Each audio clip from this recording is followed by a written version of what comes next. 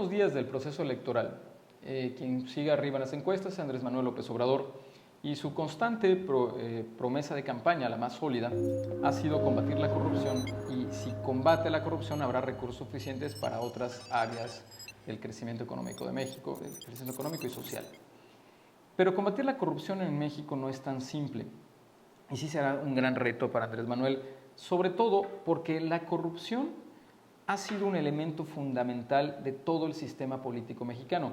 Inclusive me atrevo a afirmar que ha sido aceite para el sistema político mexicano, le permite moverse.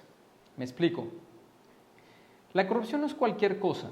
El sistema político se crea después de la revolución en un ambiente de inestabilidad. Se crea para ordenar la sociedad y a través, ¿cómo lo ordena? Acumulando poder.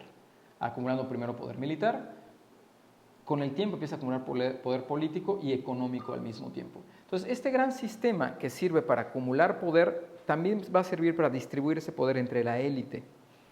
Para que esto se haga con eficacia, todo este proceso, tanto la acumulación de poder como la distribución, la corrupción es indispensable. ¿Por qué? Porque el proceso de corrupción, por una parte, le da poder al gobernante o al burócrata en turno, aumenta su poder, es quien decide a quién se le da los permisos y a quiénes no.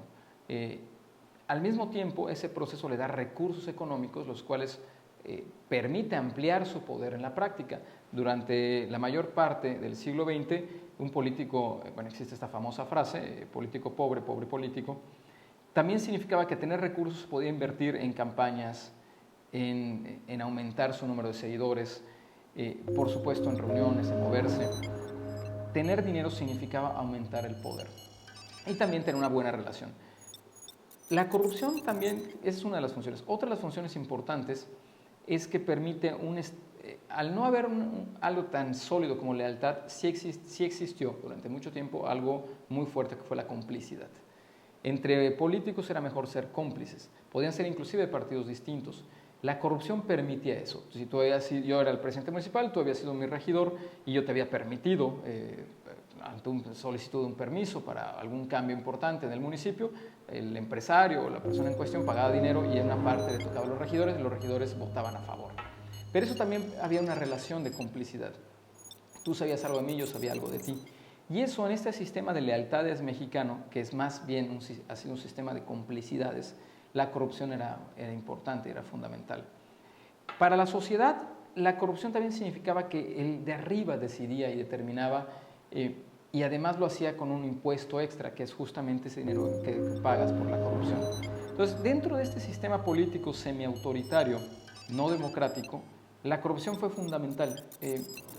En la sociedad en sí misma no existe, esta idea de que la sociedad mexicana es corrupta por cultura no es real. Sí sucede en la cultura política, pero no en la cultura normal.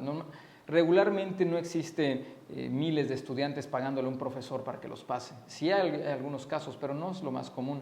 El romper las reglas sociales no sucede en la mayor parte de las relaciones cotidianas del mexicano con otros mexicanos, pero sí una vez que hay una relación con el poder político. Ahí la corrupción se convierte en un elemento fundamental.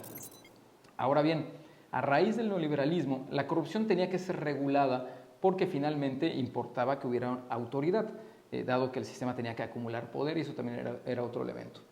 El neoliberalismo empieza a romper algunas de las reglas y sobre todo genera una nueva élite, por la falta de educación, etcétera, genera una nueva élite que era mucho más corrupta que acumuladora de poder.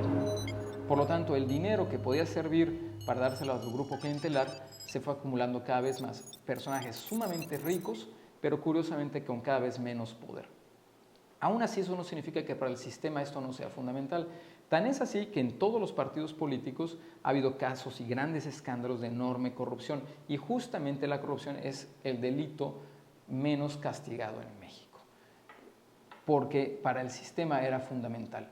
Estar dentro del gobierno significaba, y sobre todo si tenías cargos relevantes, particularmente en el Poder Ejecutivo, significaba un enorme enriquecimiento. Claro, ya no es privativo del Poder Ejecutivo. Otra manera de entender esto es, los sistemas policíacos en gran medida también se convirtieron en acumuladores de dinero, que también significaba un mensaje de poder para la sociedad y un beneficio para quien estaba en la cúpula, a quien le llegaba finalmente esta gran cantidad de recursos que se le estaban succionando a la sociedad. Con el tiempo, sobre todo después de los 90 hacia acá, se convirtió en una élite extractiva profunda. Entonces, todo el sistema político ha funcionado de manera importante en torno a la corrupción. Ha sido un elemento, tristemente, un elemento muy importante desde que nace el sistema, desde los años 20 y 30 hasta el día de hoy.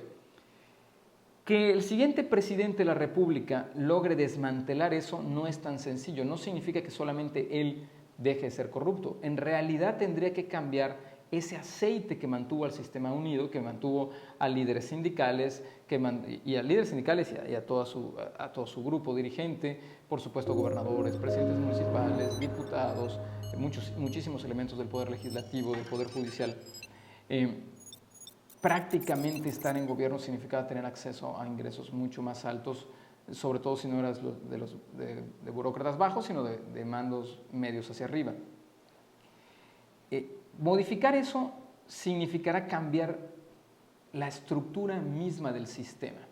No es imposible. Es cierto que la corrupción existe en todos los gobiernos del mundo, pero en estos latinoamericanos es un elemento fundamental. Tendrá que modificar la base. Ya no tendrá que ser un sistema que acumule poder y lo distribuya entre la élite.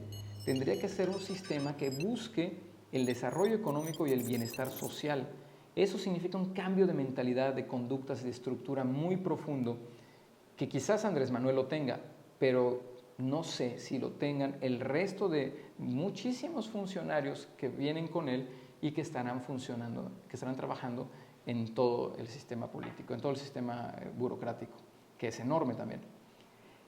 Tendrá que modificar todo eso, tendría que cambiar toda una forma de conducta, una forma de pensar, y eso no sé si en 6 años sea posible. Ojalá que sí, porque por otro lado la corrupción, sobre todo la enorme corrupción, nos ha hecho un daño enorme, muy gigante, y tenemos cerca de 30 años, en algunos casos 40 años de atraso con respecto a otras naciones, precisamente por ese elemento.